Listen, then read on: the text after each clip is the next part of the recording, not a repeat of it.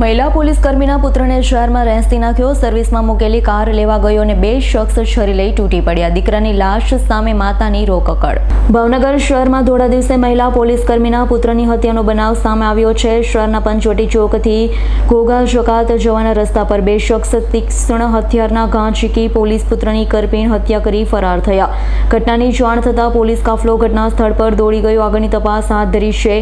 કેવલ આહિર કાર લેવા ગયો અને રેંસી નાખ્યો. આ ઘટના અંગે મળતી માહિતી મુજબ શહેરના ઘોઘા રોડ પોલીસ સ્ટેશનમાં એસઆઈ તરીકે ફરજ બજાવતા રેખાબેન આહિરનો પુત્ર કેવલ દિલીપભાઈ આહિર પોતાના મિત્ર સાથે પંચવટી ચોકથી ઘોઘા ચોકાત જવાના રસ્તા પર સર્વિસમાં મૂકેલી કાર લેવા ગયો. આ દરમિયાન 2 શખ્સ કેવલને છરીના આડે ધડ ઘા મારી કરપીણ હત્યા કરી ફરાર થયા.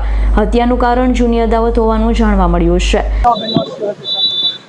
ઘોઘા રોડ પોલીસ સ્ટેશનનો જે પંચવટી ચોક એરિયા જે છે ત્યાં આજે બપોરના સમયે એક હત્યાનો બનાવ બનેલ છે, જેમાં આ કામે દિલીપભાઈ જે છે તે તેના મિત્ર સાથે અહીંયા જે વોશિંગ તેની કાર આપેલી હતી તે લેવા માટે આવેલા.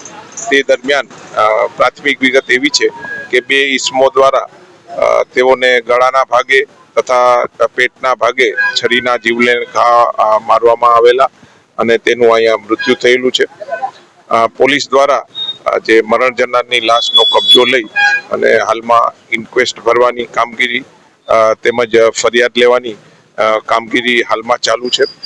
તેમજ પોલીસ દ્વારા જે આ રૂટના જે સીસીટીવી કેમેરા જોવાની બી હાલમાં કામગીરી ચાલુ છે અને આ હત્યા કઈ રીતે બની અને કોણ જે છે આ હત્યામાં આરોપી તરીકે છે તેની બી હાલમાં કામગીરી ચાલુ છે. મરણ જનાર યુવક જે છે તેની માતા જે છે અહીંયા પોલીસમાં ફરજ બજાવે છે. તેનું નામ છે રેખાબેન અને તેના દીકરા હતા. ઇરફાન સોલંકીનો રિપોર્ટ S9 ન્યૂઝ ભાવનગર.